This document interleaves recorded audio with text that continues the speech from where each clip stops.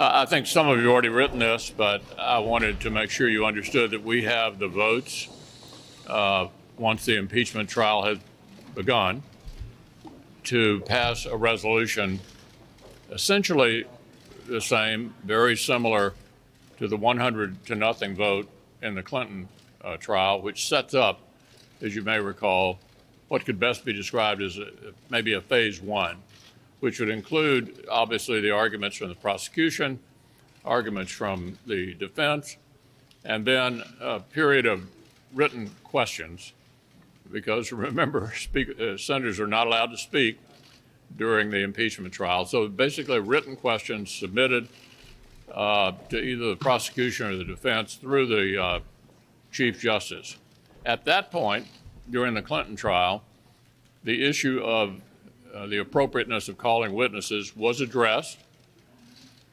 Obviously, that is the most contentious part of one of these proceedings, and that'll be addressed at that time and not before the trial begins.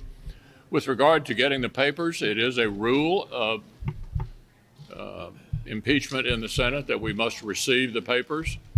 It continues to be my hope that the Speaker will send them on over.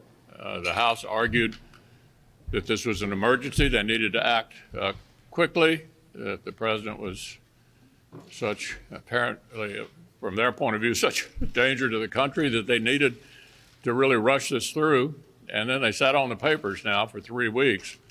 I hope that'll end this week. I understand there's considerable discomfort among Senate Democrats, some of them expressing that to some of you over the continued delay in sending it on over.